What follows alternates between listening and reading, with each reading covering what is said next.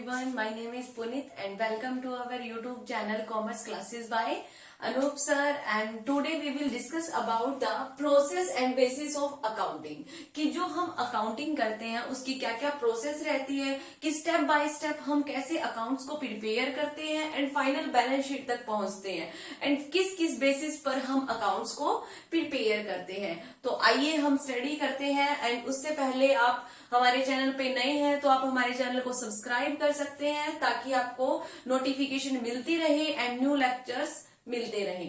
अभी हम स्टार्ट करते हैं प्रोसेस ऑफ अकाउंटिंग। प्रोसेस में सबसे पहले अगर हम प्रोसेस की बात करते हैं, सबसे पहले आता है हमारा आइडेंटिफिकेशन ऑफ ट्रांजैक्शन, कि जब हम अकाउंट्स प्रिपेयर कर रहे हैं तो हम क्या करेंगे, ट्रांजैक्शन को आइडेंटिफाई करेंगे कि हम कौन सी ट्रांजैक्शन को हमें पुट करना है, मॉनेटरी और नॉन मॉनेटरी, कि हमें कौन सी ट्रांजैक्शन को पुट करना है, किस नेचर की ट्रांजैक्शन को इंक्लूड करना है। तो हम यहाँ पे देखेंगे कि हम क्या सर्च करेंगे कि क्या हमारी ट्रांजैक्शन मॉनेटरी नेचर की है। मॉनेटरी नेचर जो हमारी ट्रांजैक्शन होती है वो क्या होनी चाहिए, मॉनेटरी नेचर की होनी चाहिए, यानी कि मनी की फॉर्म में जिसको हम मेजर कर सकते हैं। एंड सेकेंड हम यहाँ पे एक और चीज क्या देखेंगे, इसके अंदर हम ट्रांजैक्शन को आइडेंटिफाई करते हैं एंड एविडेंस बेस पे हम जर्नल एंट्री करते हैं या एविडेंस बेस पे चलते हैं। एविडेंस में हम मान सकते हैं जैसे कि कैश मेमो हो गया, pay in slip, debit note, credit note. Okay, तो ये हमारे होते हैं एविडेंस जिनके बेस पे हम ट्रांजैक्शन को करते हैं। ओके, सो होप सो आपको फर्स्ट पॉइंट क्लियर हो गया होगा। सेकंड पॉइंट की अगर बात करते हैं, सेकंड पॉइंट आता है आपका प्रिपरेशन ऑफ वाउचर्स। वाउचर्स की अगर हम बात करते हैं कि वाउचर्स क्या होते हैं, डिफरेंट फॉर्म के डिफरेंट वाउचर्स होते हैं एंड ऑथोराइज पर्सन के उन वाउचर्स के ऊपर सिग्नेचर होते हैं। अब बात करते हैं कि वाउचर क्या होता है। वाउचर आप मान सकते हैं कि रिटर्न डॉक्यूमेंट होता है जिसके ऊपर हमारे गुड्स से रिलेटेड सारी डिटेल इंफॉर्मेशन गिवन होती है। ओके, सो जो वाउचर होता है, जो हमारे सोर्स डॉक्यूमेंट होते हैं, सोर्स डॉक्यूमेंट कौन से होते हैं, आप जैसे कि कैश मेमो हो गया, cash memo, pay in slip, debit note,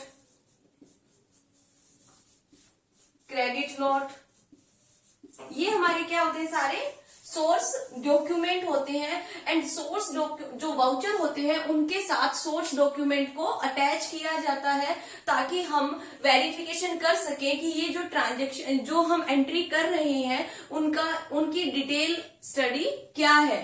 तो वो आता है हमारा वाउचर्स के अंदर। तो सेकंड हम प्रिपेयर करते हैं, वाउचर्स को प्रिपेयर करते हैं। ओके, सो नेक्स्ट अगर हमारा पॉइंट आता है, अभी यहां तक आपको समझ आ गया। नेक्स्ट हमारा पॉइंट आता है third point, recording books of original entry. अब बुक्स ऑफ ओरिजिनल एंट्री क्या होता है, वो होता है कि जब हम डबल एंट्री सिस्टम को अडॉप्ट करते हैं, कि हमने क्या सिलेक्ट किया सबसे पहले कि अगर हमारी कोई भी ट्रांजैक्शन मॉनेटरी नेचर की है। ओके, सेकंड हमने किया कि प्रिपेयर करते हैं, वाउचर प्रिपेयर करते हैं, हम वाउचर के साथ हम सोर्स डॉक्यूमेंट को अटैच करते हैं एंड थर्ड पे करते हैं हम ओरिजिनल एंट्री, यानी कि हम डबल एंट्री सिस्टम को अडॉप्ट करते हैं। अगर हमारा बिजनेस स्मॉल है तो हम क्या करेंगे, डायरेक्ट ओरिजिनल एंट्री कर देंगे। बट अगर हमारा बिजनेस वाइड है, ओके, अगर हमारा बिजनेस स्मॉल है देन हम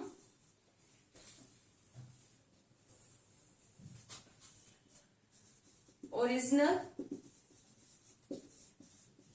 जर्नल एंट्री कर देंगे। एंड अगर हमारा बिजनेस बिग, यानी कि अगर हमारा बिजनेस वाइड है या बड़ा है तो हम क्या करते हैं, सब डिवाइडेड इनटू जर्नल। जर्नल को हम सब डिवाइडेड कर देते हैं, जैसे कि हम कैश बुक अलग से प्रिपेयर करते हैं। अगर हमने गुड्स क्रेडिट पे लिया है तो हम उसके लिए परचेज बुक करते हैं, sale book, okay, purchase return book, purchase sales return book. Okay, तो इस तरह से हम सब डिवाइडेड इनटू जर्नल को कर देते हैं। ओके, यहाँ पे होता है हमारा डबल एंट्री सिस्टम का कंसेप्ट। नेक्स्ट आता है हमारा पोस्टिंग टू लेजर। अब हमने जर्नल एंट्री कर ली ही है बुक्स में, अब हमारा किसका कंसेप्ट आता है, लेजर का कंसेप्ट आता है।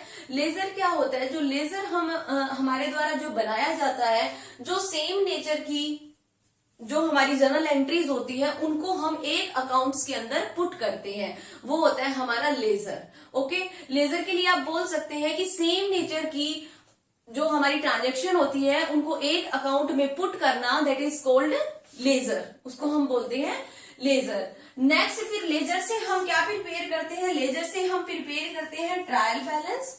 ओके, ट्रायल बैलेंस प्रिपेयर करने के बाद and financial statement, financial statement को प्रिपेयर करते हैं। फर्दर फाइनेंशियल स्टेटमेंट में हमारा ट्रेडिंग अकाउंट आ जाता है, trading account, statement of P&L account, profit and loss account and balance sheet, balance sheet. तो इस तरीके से हमें ओवरऑल बिजनेस की नॉलेज होती है एंड बैलेंस शीट से हमें क्या पता चलता है, हमें फाइनेंशियल पोजीशन पता चलता है कि हमारी बिजनेस की जो फाइनेंशियल पोजीशन है वो वीक है, स्ट्रॉन्ग है या फिर कैसी फाइनेंशियल पोजीशन है। So this is all about the process of accounting, की अकाउंटिंग की हमारी क्या प्रोसेस होती है और कैसे वो प्रोसेस स्टेप बाय स्टेप काम करती है। ओके, नेक्स्ट अब हम करते हैं बेसिस ऑफ अकाउंटिंग की, जो हम अकाउंटिंग की जो स्टडी करते हैं वो किस बेसिस पे डिपेंड करती है। सबसे पहले आता है हमारा cash basis, second accrual basis and third hybrid और मिक्स बेसिस। ओके, फर्स्ट की अगर हम बात करें कैश बेसिस, तो कैश बेसिस में आ जाता है हमारा, हम कैश बेसिस में सिर्फ जो हमें कैश रिसीव होता है वो उन्हीं एंट्री की हम ट्रांजेक्शन करते हैं। अगर हमें कैश रिसीव नहीं हुआ तो हम उनकी ट्रांजेक्शन नहीं करते।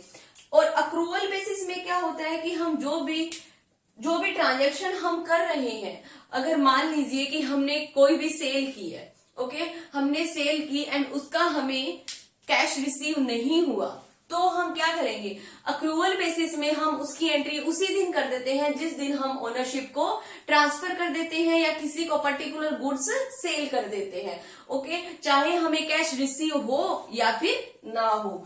एंड मिक्स बेसिस में क्या आ जाएगा, मिक्स बेसिस में दोनों इंक्लूड होते हैं, कैश बेसिस भी एंड अक्रूवल बेसिस भी। अगर मैं बात करूं कैश बेसिस की, अगर हम इसके अंदर कैश के अंदर कौन कौन सी ट्रांजेक्शन को इंक्लूड करेंगे, तो इसके अंदर हम एसेट्स एंड रिवेन्यू,